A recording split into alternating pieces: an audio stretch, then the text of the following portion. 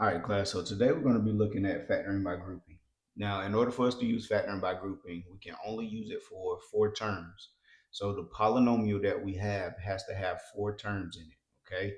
Now, in order for us to factor by grouping, we're going to follow some steps. Step one says that we're going to group the first two terms together and the last two terms together. Then we're going to factor out the GCF from each group. Now, once we factor out that GCF, we have to pay attention to the parentheses because we want those parentheses to match.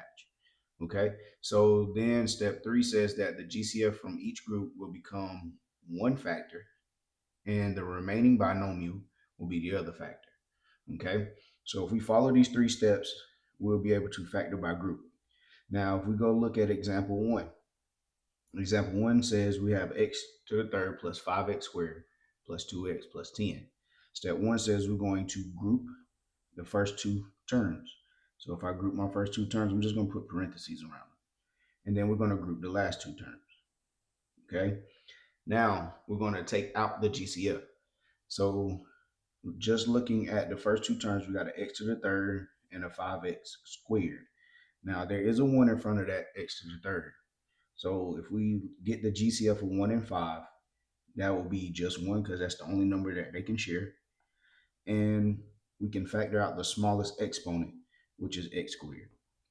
Once we get that, we'll divide both of those terms by that 1x squared. Once we divide it, what's going to go into parentheses is like a remainder. Okay, so if we do 1x to the third divided by 1x squared, that'll give us just 1x. And then if we do 5 divided by 1, that will still be 5. And then that x squared divided by the other x squared, remember it's like subtracting, so they cancel each other out. So that leaves us what's inside that parenthesis. Now, when we go to do the second group, it's the same thing. We got to take out the GCF. So in that GCF for 2 and 10, the only thing 2 and 10 will share is going to be 2. And then we have to put our parenthesis. Now, remember, we got to divide that out. We're going to divide out our GCF that we got. 2 divided by 2 is 1. So that gives us that 1x. The reason why that's 1x is because we didn't divide out an x. Both of those terms in the second group don't have an x attached to them, so we can't factor that out. If it's not an x there for both terms, we can't factor a variable out of it or x out. So that left us with 1x. Now we have 10. 10 divided by 2 is going to be 5. And that'll be the positive 5. And now we can close that parenthesis. Now, in the steps where we put this together is basically we take the GCFs from both of the groups. The GCFs were 1x squared and that positive 2. That'll become one of our factors. And then if you notice that what's in parentheses are the exact same, they're kind of like twins. Because they're twins, what we're going to do is just take one of those and we'll bring that to our answer. So after we factor by grouping, what we got was 1x squared plus 2, and we got 1x plus 5. Those are the factors that if we multiply will give us the problem that they gave us, or that polynomial that they gave us. All right, so now let's look at example 2. Now in example 2, it says we have 3x to the third minus 6x squared plus 5x minus 10. Now, in order for us to factor by grouping, what we have to do is we have to group the terms. Okay, so let's go ahead and group our terms. So when we group it, it's the first two, and then we group the last two. Now we need to factor out the GCF for each group. Okay, now if we look at the GCF for 3x to the third minus 6x squared, then we can see that 3 is going to be the biggest number that they share. And we can take out x squared because that is the smallest exponent. Now that we have our GCF, we can divide that out to get the remainder.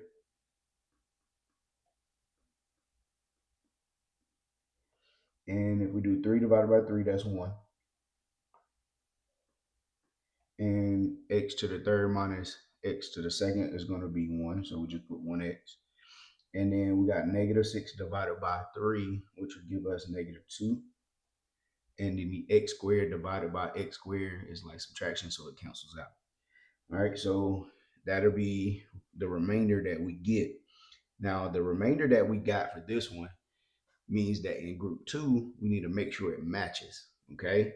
So when we go pull out the GCF for the second group, we need to make sure that we get a twin, okay? That means they look exactly the same. So I get my GCF for 5 and 10. 5 and 10, the biggest number that they share is 5. So I'm going to take out that 5. They both have x's, so they don't both have x's. So because of that, we cannot take out a variable. So we leave it alone. Now I put my parenthesis and we divide out the GCF. So I'm going to divide everything by 5. So when I divide everything by 5, that'd be 5x divided by 5. So 5 divided by 5 is 1. And no x was taken out, so we just bring it down. Then we got to do negative 10 divided by 5, which will give us negative 2. And we can close parentheses. Now what we should notice is we got our twins. Okay, they both look exactly the same inside the parentheses. Now that we have our twins, let's group together the GCFs, which is 3x squared and the positive 5. And then we take one of the twins to complete our answer for example 2. So that's what we get. Now let's move to example 3. All right, so let's look at our final example. In this example, we have 4x to the third plus 8x squared minus 3x minus 6. Now, if we go through the same process, first thing we got to do is group our terms. So we group the first two terms together and the last two terms together. Now let's take out our GCF. So if we look at 4x to the third plus 8x squared, we have 4 and 8. So we find what is our greatest number that they both share between 4 and 8, which is going to be 4. And then as far as the exponents or the variable, the smallest exponent is what we can take away, meaning that's going to be our x squared. Now, once we get our GCF, we divide it. So we divide everything by 4x squared. Once we divide that, we get 4 divided by 4, which is 1. X to the third minus x squared leaves us with an x. And then we got 8x divided by 4, which is 2. And the x squared divided by x squared minus that goes away. So that leaves us with a positive 2. We can close it. Now for the next one, because there is a minus 6 back there, we have to pay attention to make sure that whatever we get on the inside of our parenthesis has to match what we got for the first group. Okay, so if we get our GCF for the first one, or group 2, we'll notice that they both share 3. They don't share any variables. Now, we want the second number, once we factor it out, making sure that whatever's in that group is a positive 2. And if we just factor out a 3 from that 6, that gives us a negative 2. So we got to pay attention to that. So I do want to factor out a negative 3 this time, okay? Because I want that 6 to become a positive once I divide it by negative 3, okay? So let's go ahead and do our division. We divide everything by negative 3. That'll give me my positive 1x that I need. And then if I do negative 6 divided by negative 3, that'll give me my positive 2 that I also need. So that lets me know that I did make my twins. So that means inside my parentheses, they're exactly the same. Once they become the same, now I can group together my 4x squared and my negative 3. And I keep one of the twins, which is 1x plus 2. Now, with factoring by grouping, we got to make sure that we have 4 terms. We got to group the first 2 terms together and group the last 2 terms together. Then we factor out the GCF.